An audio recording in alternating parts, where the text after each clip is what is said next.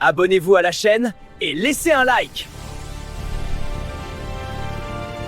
La bataille entre Yoga du Cygne et Bérénice est l'un des moments les plus épiques, dramatiques et visuellement éblouissants de toute la franchise Saint Seiya.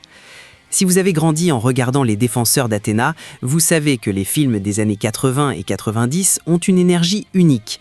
Et la légende des Défenseurs d'Athéna, ou la légende des guerriers écarlates, qui est le film d'Abel, est considérée par beaucoup comme l'apogée de cette phase. Salut les chevaliers et les amazones. Dans la vidéo d'aujourd'hui, je vais vous raconter 10 curiosités incroyables sur le film d'Abel et la bataille la plus incroyable de cette œuvre. C'est l'un des films préférés des fans des Chevaliers du Zodiaque. Vous avez aimé le thème? Alors cliquez déjà sur j'aime, abonnez-vous à la chaîne et c'est parti pour cette super vidéo. Curiosité numéro 1. L'éveil d'Abel. Différent de la chronologie classique de la saga du Sanctuaire ou de Poséidon, ce film nous présente Phœbus Abel, le frère d'Athéna, un dieu avec un pouvoir dont on dit qu'il rivalise avec celui de Zeus lui-même. Abel a ressuscité avec un objectif clair, punir l'humanité pour ses péchés et nettoyer la terre.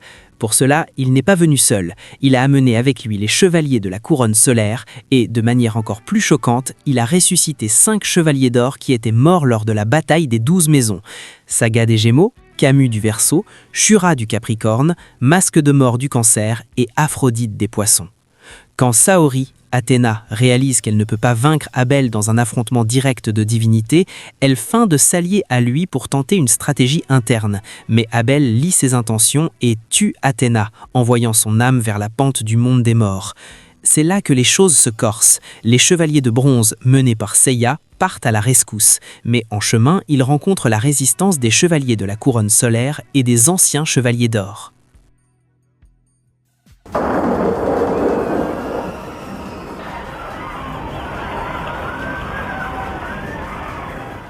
Curiosité numéro 2, le poids du sang de Camus.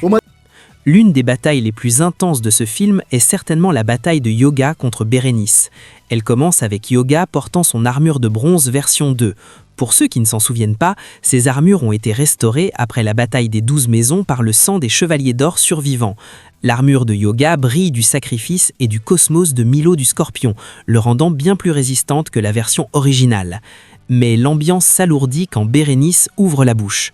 Bérénice n'est pas un chevalier ordinaire, il est l'un des 3 guerriers d'élite d'Abel, protégé par une armure qui n'est ni de bronze, ni d'argent, ni d'or, mais bien une armure de la couronne solaire alimentée par le pouvoir solaire du dieu Abel.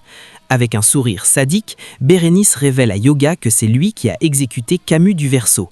L'histoire derrière cela est tragique. Camus, voyant qu'Athéna avait été tuée par Abel, s'est révolté contre le dieu Soleil. Lui et Shura du Capricorne ont essayé de lutter, mais ont été massacrés par les chevaliers de la couronne solaire. Bérénice se vante d'avoir envoyé le maître de Yoga dans l'autre monde. Pour tout autre guerrier, ce serait la fin de la ligne émotionnelle, mais Yoga est passé par un entraînement infernal en Sibérie orientale, où il a appris à supprimer ses émotions pour atteindre le zéro absolu, la température où toute la matière cesse de vibrer. Au lieu de tomber dans le désespoir, Yoga ressent un relâchement. Savoir que Camus est mort comme un véritable chevalier d'Athéna et non comme un traître au service d'Abel efface les chombres du cœur du cygne. Maintenant, la bataille n'est pas seulement pour Athéna, mais pour la vengeance et l'honneur de l'héritage de son maître.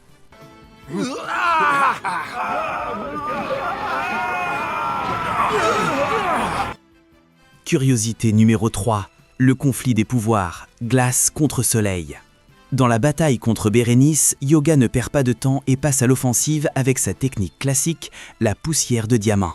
En théorie, ce coup devrait geler l'ennemi instantanément, créant une barrière de cristaux de glace. Cependant, Bérénice ne fait qu'observer. L'air froid de Yoga se dissipe simplement avant de toucher l'adversaire. Bérénice explique la raison technique. Son manteau de la couronne solaire est immunisé contre la glace. Il affirme catégoriquement que personne ne peut geler les flammes du soleil. Frustré, mais déterminé, Yoga fait appel à son coup le plus puissant à ce moment-là, le tonnerre de l'aube, Aurora Thunder Attack. Cette technique combine la force d'impact avec la congélation, créant un tourbillon d'air froid qui devrait déchiqueter l'armure de l'opposant.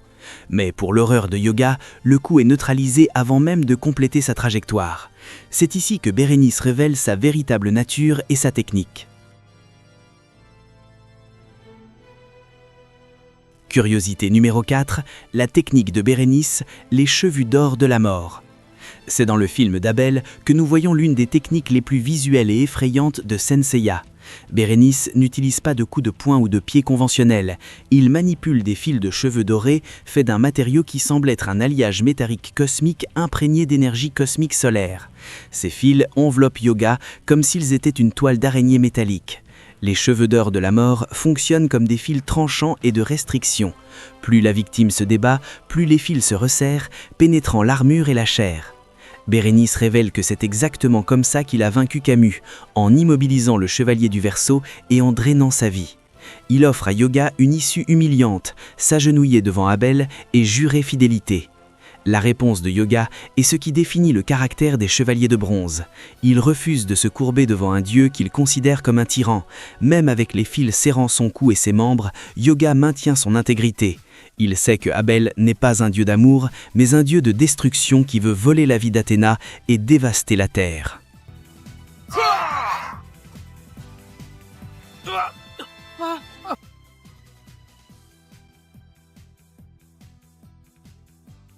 Curiosité numéro 5. La résilience de Hyôga et la mémoire de Natassia. Quand tout semble perdu dans la bataille où Hyôga affronte Bérénice, le chevalier du cygne est sur le point d'être déchiqueté par les fils de l'ennemi. Cependant, le scénario nous emmène vers le noyau émotionnel du personnage. Hyôga a toujours été le chevalier le plus lié au passé. Sa mère, Natassia, est morte dans un naufrage dans la mer de l'Est de la Sibérie et son corps reste préservé au fond de l'océan glacé dans un navire coulé. Hyôga visualise le chapelet de la Croix du Nord, qui représente la constellation du Cygne dans l'hémisphère nord, un cadeau de sa mère. Cet objet n'est pas seulement une amulette religieuse, c'est l'encre qui attache Hyôga aux valeurs humaines d'amour et de compassion. Il réfléchit à la façon dont sa mère, bien qu'ayant eu une vie de souffrance et étant morte prématurément, n'a jamais gardé de haine. Elle lui a enseigné que le véritable pouvoir ne vient pas de la destruction, mais de l'amour et de l'amitié. À ce moment, il se produit une rupture idéologique. Hyôga confronte la divinité d'Abel avec la foi de sa mère. Il proclame que le Dieu en qui sa mère croyait était un Dieu d'amour, un Dieu véritable, tandis qu'Abel est seulement un imposteur avec un complexe de supériorité.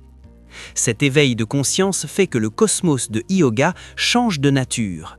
Il cesse de lutter seulement avec la technique et commence à lutter avec l'âme. Curiosité numéro 6.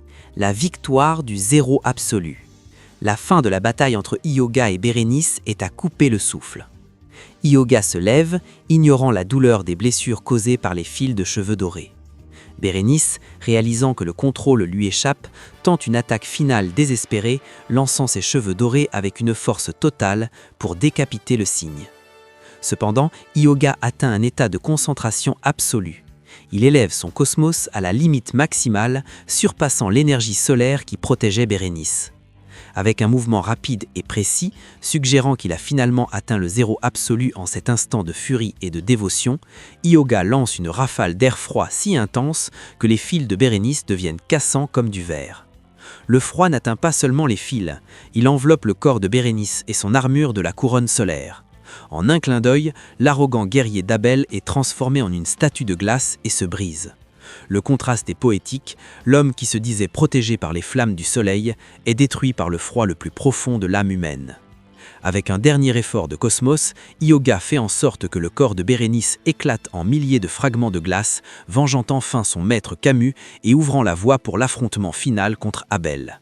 C'est l'une des batailles les plus incroyables de ce film.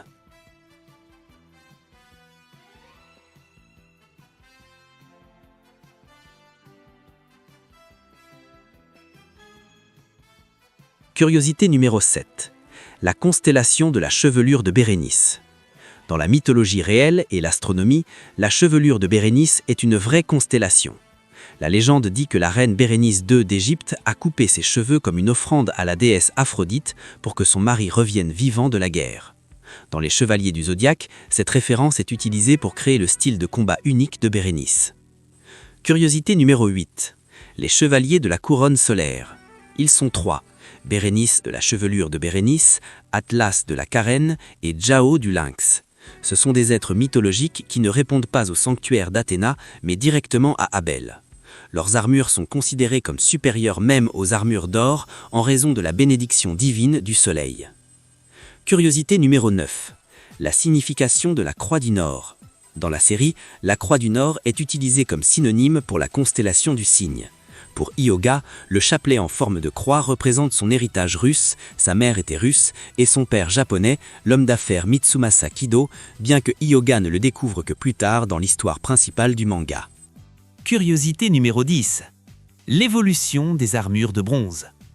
Dans ce film, les chevaliers utilisent les armures qui sont apparues juste après la saga du sanctuaire.